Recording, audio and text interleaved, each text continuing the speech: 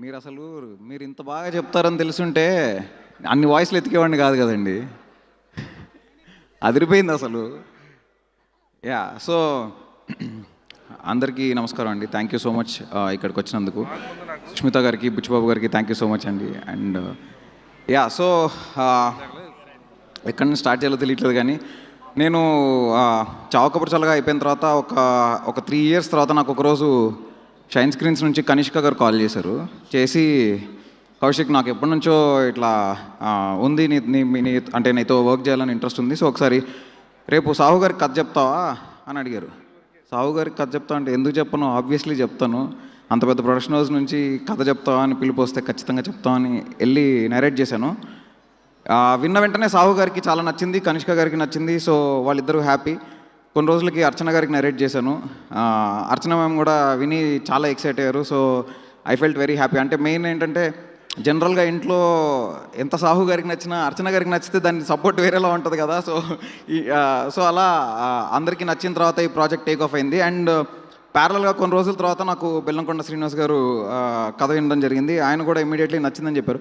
Actually నాకు ఆయనతో ఒక చిన్న ఇన్సిడెంట్ ఉంది, అది షేర్ చేసుకోవాలనుకుంటున్నా. ఏంటంటే టైసన్ నాయుడు షూటింగ్ అప్పుడు నేను ఫస్ట్ టైం ఆయన కలిసాను. దాని తర్వాత కొంచెం ఇంటరాక్షన్ చేసాం, కొన్ని రోజులు మాట్లాడుకున్నాం. దాని తర్వాత ఒకరోజు నేను జూబ్లీహిల్స్ దగ్గర కారులో వెళ్తుంటే ఎదురుకుండా నుంచి ఒక రేంజ్ రోవర్ వచ్చి ఆగింది.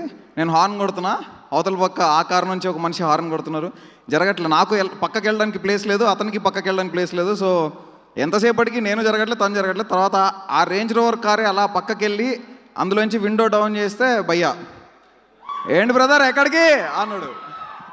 ఏంటి బ్రదర్ ఎక్కడికి అన్నాడు. చూసి నేను షాక్, అమ్మని చిచి, నేనేమో ఎదురుకుండా ఈయన వచ్చాడు, నేనేమో మరి అలా జరగకుండా ఉన్నాను అనుకున్నా. Then I messaged him, after which మేము కలిసాము, అలా కథ చెప్పడం జరిగింది. తనకి చాలా నచ్చింది, ఇమీడియట్లీ సినిమా చేస్తానన్నారు.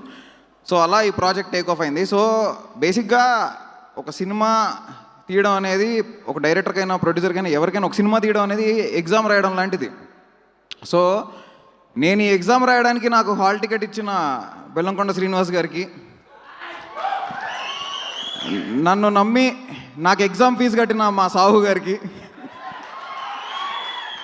అరే ప్రీవియస్ ఎగ్జామ్లో ఫెయిల్ అయ్యాడే మళ్ళా ఈసారి పాస్ అవుతాడో లేదో అని ఏమాత్రం ఆలోచించకుండా, వీడు గుడ్ స్టూడెంటే, వీడు ఎగ్జామ్ రాసి పాస్ అవుతాడు అని ఇద్దరు నమ్మడం వల్లే ఈ ప్రాజెక్ట్ జరిగింది, అంతే. సో ఎగ్జామ్ అయితే రాసేసాం. సో ఖచ్చితంగా డిస్టింక్షన్లో పాస్ అవుతామని అయితే నమ్ముతున్నాము.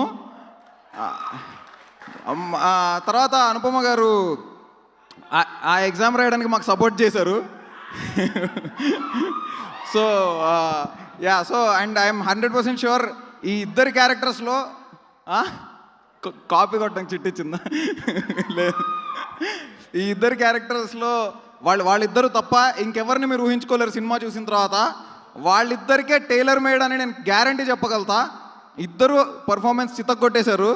ఇది నేను చెప్పడం కాదు, రేపు రాత్రి నుంచి ప్రీమియర్ స్టార్ట్ అయితే అప్పుడు మీరే చెప్తారు. యా అండ్ నా టీం అందరికీ థ్యాంక్ యూ సో మచ్.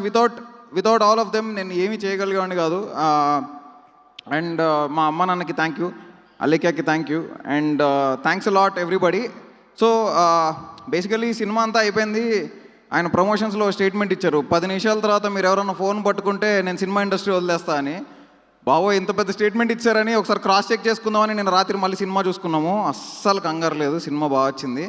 ఇంకోటి ఏంటంటే 10 నిమిషాల తర్వాత వాళ్ళు ఫోన్లు పట్టుకుంటే మీరు కాదు నేనేస్తాము, అందుకని ఒళ్ళు దగ్గర పెట్టుకుని ఆడియన్స్ని గ్రాంటెడ్గా తీసుకోకుండా డెఫినెట్గా సినిమా బాగా చేసాము అందరం, బాగా వచ్చిందని అందరం నమ్ముతున్నాము. సో అందరికీ పేరు పేరున thank you so much. DOP చిన్మయ్కి అండ్ మ్యూజిక్ డైరెక్టర్ చేతన్ భరద్వాజ్కి, వాళ్ళిద్దరి వర్క్ చాలా స్టాండ్ అవుట్ అవుతుంది ఈ సినిమాలో. ప్రొడక్షన్ డిజైనర్ మనీషాకి, నిరంజన్ గారికి, ఎడిటర్ నిరంజన్ గారికి, అండ్ కుషన్ విఎఫ్ఎక్స్ చాలా బాగా చేశాడు. So co writer Darhas and additional screen play Balaganesh, art director Shivakamesh garu, మా లిరిక్ రైటర్స్ విశ్వనాథ్ గారు అండ్ పూర్ణచారి గారు, లక్ష్మణ్ గారు మా కో డైరెక్టర్, అండ్ మా direction department. Sir with all your permission I want my direction department to please come on to the stage once please.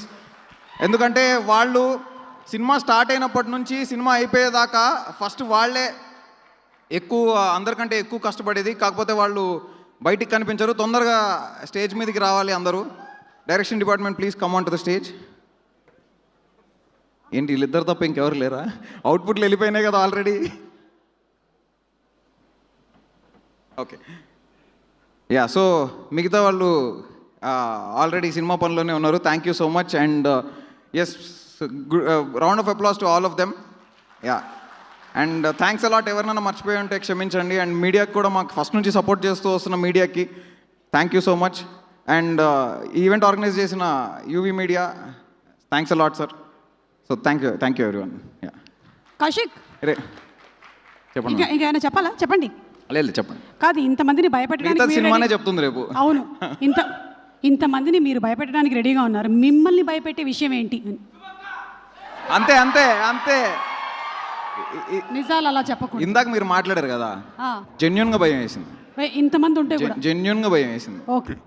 మాకు ఇంకో విషయం తెలిసింది, మీకు అలేఖ్య అన్న పేరంటే కొంచెం చిన్న షివర్ వస్తూ ఉంటుందని. అట్లేం లేదండి, ఇక్కడే ఉన్నట్టున్నారు కదా మీ ఆవిడ. భయపడాల్సిన అవసరం లేకుండానే చూసుకుంటుంది. సో అలాంటిది ఏం లేదు. Okay, thank you. అండ్ అలాగే ఒక సాంగ్ ఇప్పటి వరకు రిలీజ్ అవ్వలేదు. ఇందాక మన లిరిక్ రైటర్ గారు విశ్వనాథ్ గారు పాడారు. ఆ సాంగ్ ఒకసారి చూద్దామా? Yes please. Let's have the song please.